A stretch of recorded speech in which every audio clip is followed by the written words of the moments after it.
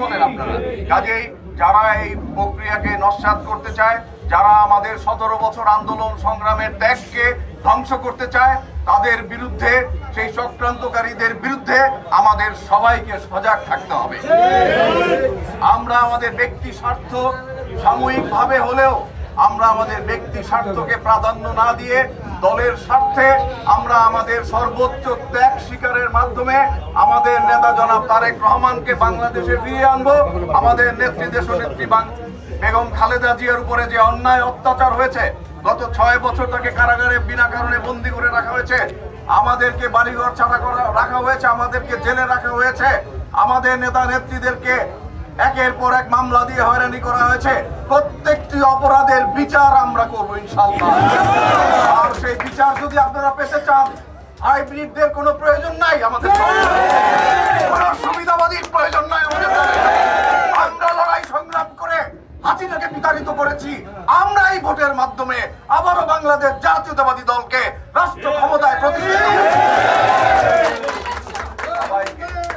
সবাইকে ধন্যবাদ দিয়ে এবং আবারও নববর্ষের শুভেচ্ছা জানিয়ে, প্রচন্ড গরম, কষ্ট হচ্ছে আপনাদের, আমি আর বক্তব্য বাড়াতে চাই না। আমাদের প্রত্যেক নেতার বক্তব্য বিবৃতিতে সতর্ক থাকতে হবে, আমাদের মধ্যে যেন কোনো বিরোধ কেউ সৃষ্টি করতে না পারে। আপনি দলের দায়িত্ব পেয়েছেন, আর একজন পায় নাই, তাই বলে সে পচে যায় নাই। হয়তো জায়গার অভাব ছিল। আমার এখান থেকে 4 জন নেওয়ার ক্যাপাসিটি আছে, আমি 5 জন কোত্থেকে নিব?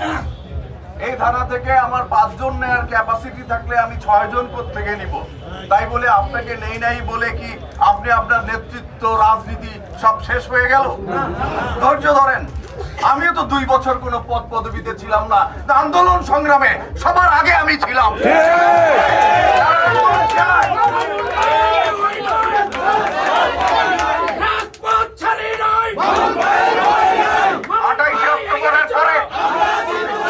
28 অক্টোবরের পরে 3 মাস যে চলমান আন্দোলন হয়েছে, এমন একটি দিন নাই যে দিনের আন্দোলন কর্মসূচিতে আমি ছিলাম না, কিন্তু আমার ব্যানার ছিল না, এমন একটা দিন কেউ দেখাতে পারবে না। এই পদ পদবি বড় কথা নয়, দলকে কি দিলাম সেটাই বড় কথা। দল থেকে কি নিলাম সেটা বড় কথা নয়। এই দলকে শুধু দিতেই এসেছি, কোনো কিছু নিতে আসি নাই। তারপরে যদি দলের সর্বোচ্চ নীতি নির্ধারকরা আমাদেরকে মূল্যায়ন করে, শুকুর আলহামদুলিল্লাহ। যদি না দেয়, শুকুর আলহামদুলিল্লাহ। কোনো কিছু চাওয়া পাওয়ার জন্য এই দল করি না।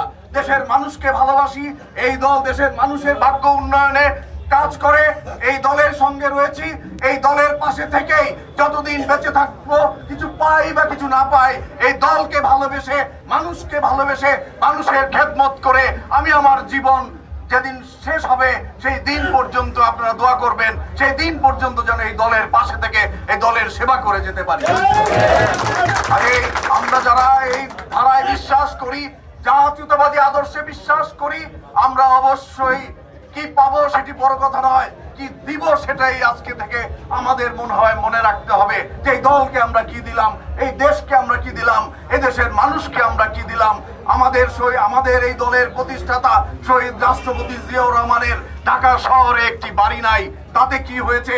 যে ধারা তিনি বাংলাদেশে সৃষ্টি করে দিয়েছেন।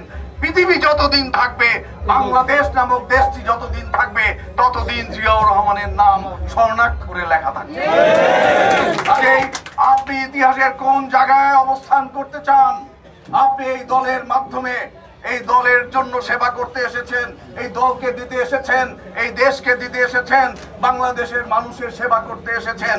কাজেই মনে রাখতে হবে যে দল করে আপনি কোটি কোটি টাকার মালিক হবেন, আর দলের নেতাকর্মীরা চেয়ে চেয়ে দেখবে, একজন নেতাকর্মীও আপনাকে ছেড়ে দিবে না।